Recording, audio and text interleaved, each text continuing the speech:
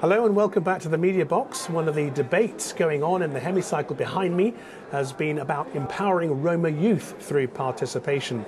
A Congress report looks into effective policy design locally and regionally.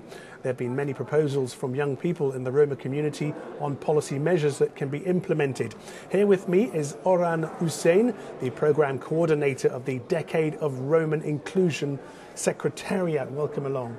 Thank you. First of all, which, in your view, would you say are the most urgent of these issues that need to be addressed as a priority by Europe's elected representatives, both locally and regionally? Which are they? Well, I would say that there are two sets of proposals that require urgent actions by the elected representatives. And these type of proposals are actually the prerequisite for achieving a greater social inclusion of the Roma population. The first set is related to the current state of political discourse throughout Europe. And I'm referring to the anti-Gypsyism rhetoric that is active in political parties' campaigns, but also in media and social networks. And these anti-Gypsyism sentiments are actually mainly caused because of the lack of educational sources in the society with regards to Roma culture, history, and tradition. And to overcome this situation, young Roma would like to see that the elected representatives present a greater political will to include them in the mainstream youth policies and programs.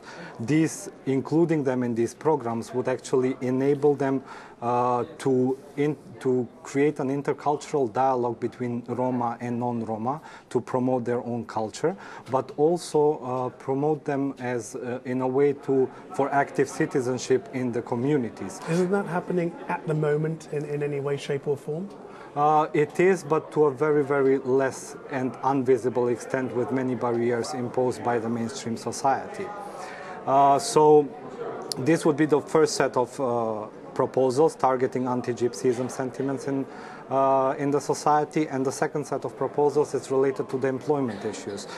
Employment issues seen as to access to the labor market. These are actually very difficult issues even for the general youth, and let alone for the Roma, who face multiple discriminations in the society. Because the Congress's report points out that Roma people are not that much different from many other young people in Europe or indeed in the world.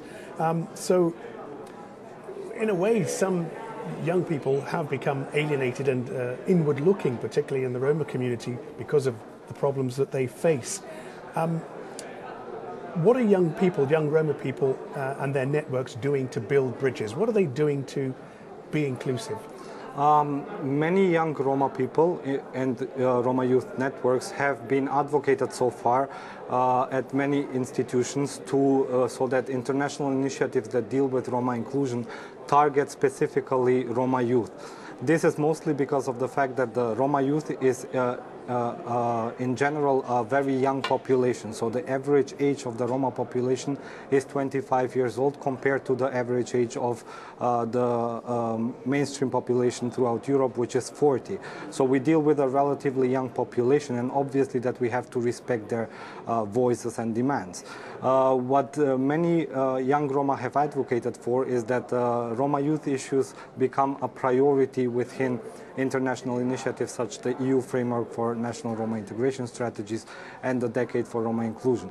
So what we have done so far, what we have seen so far, is that the EU, in its last meeting, the EU Platform for Roma Inclusion, paid a specific attention to the Roma youth issues throughout the EU member states. And within the decade, we've placed also a great importance and priority on Roma youth, with prioritizing them during the Croatian and Montenegrin decade presidency.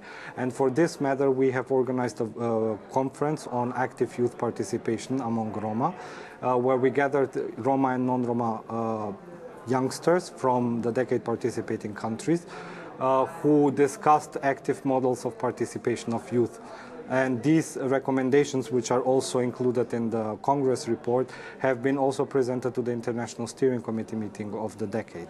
Now, the wheels of progress, as we know, move very slowly indeed. Can Roma youth wait long enough for these action plans to be put in place? Absolutely not. As I said, so we deal with the majority of the Roma population is a young population. So if we try to include this ethnic group in the mainstream society, then we actually deal with a majority of young people who have special needs and special demands, and they are the ones, the message carriers from the local communities who know what are the exact needs and what are the exact policy targets that need to be implemented in their communities.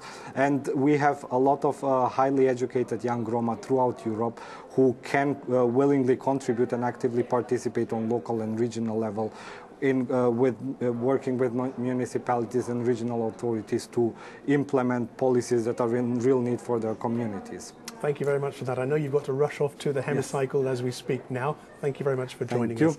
That's Orhan USEIN, the Programme Coordinator of the Decade of Roman Inclusion Secretariat. Hope you found it interesting. We're back with more soon. Goodbye.